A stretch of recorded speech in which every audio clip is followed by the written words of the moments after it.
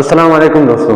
आज से लक को ब्लेम करना बंद कर दीजिए। जी हाँ दोस्तों, अगर आप भी सोचते हैं लक का डायरेक्ट कनेक्शन सक्सेस के साथ है तो बिल्कुल आप गलत सोचते होंगे, क्योंकि लक का सक्सेस के साथ कोई कनेक्शन इधर उधर से भी नहीं है। लक का डायरेक्ट अगर हम कनेक्शन देखें, उसका रिलेशन डायरेक्ट कंसिस्टेंसी के साथ जाता है, डेडिकेशन के साथ जाता है, हार्ड वर्क के साथ जाता है, लेकिन उसका कहीं पर भी मोड़ लक के साथ नहीं रखता। अगर हम स्पेशली मिडिल क्लास फैमिलीज की बात कर ले, हम यही सोचते हैं कि हमारा लक खराब था, हमने ये कर दिया, हमने वो कर दिया, हमारी लक की वजह से हम कामयाब नहीं हुए। तो चलो समझते हैं लक के फैक्टर को कि लक का फैक्टर है क्या। हम जितने भी मिडिल क्लास फैमिली से हैं, हम यही सोचते हैं कि वो इंसान लकी था इसलिए कामयाब हो गया, उस इंसान का बैकग्राउंड अच्छा था इसलिए कामयाब हो गया, उस इंसान के लिए कनेक्शन अच्छी चलाई गई, उसका कनेक्शन अच्छा था इसलिए कामयाब हो गया, उसके पास रिसोर्सेज थे, हमारे पास रिसोर्सेज नहीं है। लेकिन ऐसा बिल्कुल भी नहीं होता। अगर हम थोड़ा हिस्ट्री देख ले, हिस्ट्री में अब तक जितने भी लोग कामयाब रहे हैं वो सारे मिडिल क्लास फैमिली से ताल्लुक रखते हैं। अगर इसकी हम छोटी सी एग्जांपल भी ले लें, नरेंद्र मोदी। जी हाँ, नरेंद्र मोदी एक चाय बेचने वाला था, लेकिन किसने इमेजिन किया था कि कभी वो जाकर इंडिया का प्राइम मिनिस्टर बन सकता है। अगर अब्दुल कलाम आजाद की बात की जाए, वो भी पेपर बेचते थे। अगर महेंद्र सिंह धोनी जो इंडिया के क्रिकेट के बादशाह थे, अगर हम उनकी बात कर लें तो वो बस के टिकट बेचते थे। अगर रजनीकांत की हम बात कर लें जो साउथ इंडस्ट्री पर राज कर रहे हैं, तो वो भी बस कंडक्टर थे। अब इससे तो डायरेक्ट जाहिर होता है कि लक का फैक्टर सक्सेस के साथ कनेक्ट नहीं हो रहा।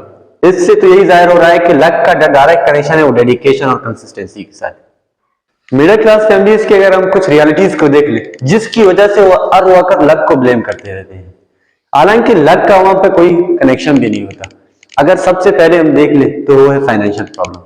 जी हाँ, उन्हें फाइनेंशियल प्रॉब्लम की वजह से आगे बढ़ने में बहुत दिक्कत होती है। अगर हम दूसरा देख लें तो वो है मेंटल प्रेशर। सोसाइटी की वजह से उनको बहुत से मेंटल प्रेशर का सामना करना पड़ता है।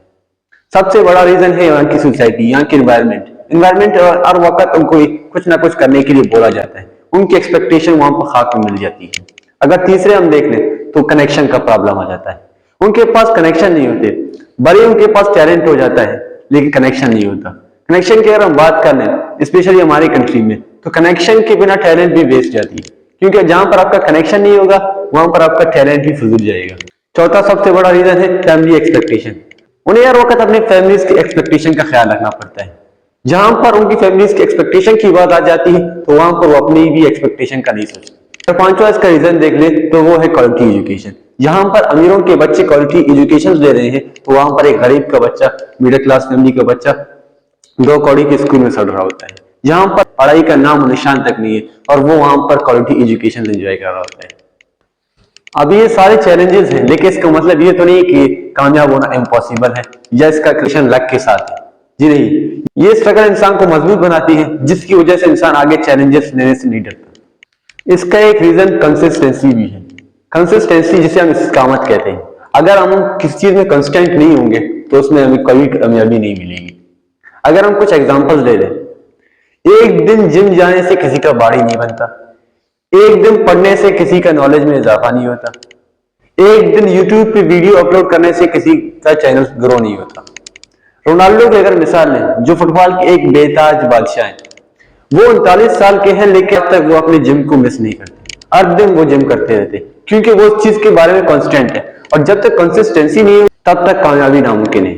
अगर इसकी दूसरी मिसाल ले लें मिस्टर बीस्ट की, मिस्टर बीस्ट इस वक्त यूट्यूब का बेताज बादशाह है। अगर मिस्टर बीस्ट की हम थोड़ा बैकग्राउंड देख लें, मिस्टर बीस्ट ने 2012 में अपने यूट्यूब चैनल स्टार्ट किया। उसे 4 साल तक कोई भी रिजल्ट नहीं मिला, लेकिन वो कंसिस्टेंट रहा। उसे पता था कभी न कभी मुझे मेरा रिजल्ट मिल जाएगा, और उसको जाकर रिजल्ट मिल गई, और वो आज यूट्यूब का बेताज बादशाह है। अगर हम भी इसी चीज को देख लें, अगर कोई स्किल है उस पर रोजाना 10 से 20 मिनट भी काम करते रहे तो वो स्किल जाकर कहीं ना कहीं तो पूरी हो जाएगी, कहीं ना कहीं तो हम उसको पूरा सीख लेंगे। एक कामयाब और नाकाम इंसान के दरमियान सबसे बड़ा फर्क माइंडसेट का होता है। अगर एक मिडिल क्लास फैमिली की माइंडसेट की हम बात कर लें, तो वो हमेशा यही सोचता है, क्या मैं ये कर सकता हूँ, क्या ये मेरे रिसोर्सेज में पॉसिबल है, क्या लोग इसके बारे में सही कहेंगे, क्या लोग इसके बारे में गलत कहेंगे, क्या रिस्क लेना सही रहेगा, क्या रिस्क लेना गलत रहेगा। तो इसी उलझन में फंसा रहता है। जिसकी वजह से वो रिस्क नहीं ले पाता टाइम पर और जाकर वो कभी भी कामयाब नहीं हो पाता। अगर हम किसी सक्सेसफुल इंसान का माइंडसेट देख ले तो वो यही कहेगा कि मुझे ये चीज करना है और आज में करना है, ये पॉसिबल, मुझे अपने टैलेंट्स पर यकीन है और मैं ये कर सकता हूँ। उसे कभी भी लोगों की राय की जरूरत नहीं होती, लोगों की बातों का वो कभी फिक्र नहीं करता कि लोग मेरे बारे में क्या कहेंगे। मुझे पता है मैं फेलियर से कुछ ना कुछ तो सीख जाऊंगा और दुनिया में सबसे बड़ा टीचर फेलियर है। अपने ट्रैक प्रोग्रेस को चेक कर लो कि इस वीक मैंने क्या कम कर दिया, कि इस वीक में क्या इंप्रूव कर सकता हूँ, क्या था जो इस वीक मुझसे नहीं हुआ कि अगले वीक में इसको इंप्रूव कर लूँ। अगर रियल लाइफ से इसकी कोई एग्जांपल ले तो संदीप महेश्वरी एक मिडिल क्लास फैमिली से, उन्होंने 2002 में मॉडलिंग और फोटोग्राफी स्टार्ट की, जिसकी वजह से उन्हें इतनी सक्सेस नहीं मिली। लेकिन 2006 में लोगों को उसकी फोटोग्राफी पसंद आने लगी और लोग इस चीज को पसंद करने भी लगे और फिर उसे हर महीने का 1 लाख सैलरी भी दिया जाता था कंपनी की तरफ से। लेकिन उन्होंने इस चीज को छोड़ दिया, उन्होंने एक रिस्क लिया और जिसकी वजह से आज पूरी दुनिया को जानती है और बहुत से लोगों को वो मोटिवेट कर रहे हैं। Success mindset plus positive thinking plus consistency plus hard work का नतीजा है। अगर हम इस वक्त देख लें कुछ एग्जांपल्स और भी, स्टीव जॉब्स जो इस वक्त दुनिया में एआई की टेक्नोलॉजी पर राज कर रहा है। स्टीव जॉब्स एक एडॉप्टेड चाइल्ड है। बिल गेट्स जो कि माइक्रोसॉफ्ट कंपनी के सीईओ हैं, वो एक मिडिल क्लास फैमिली से ताल्लुक रखते थे।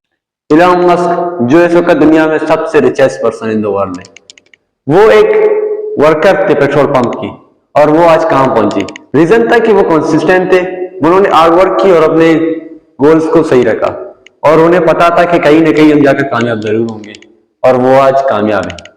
अगर आज से आप भी अपने लक को ब्लेम करना बंद कर दें और कंसिस्टेंट रहें और पॉजिटिव थिंकिंग रखें और हार्ड वर्क करना स्टार्ट कर दें तो लक का सवाल ही नहीं उठता कि लक आपको कहीं पर रोक ले। तो आई होप ये वीडियो आप लोगों को इंफॉर्मेटिव लगी और तब तक के लिए मुझे इजाजत दें डिस्कस आइडियाज विद नाफे के साथ। अल्लाह हाफिज़।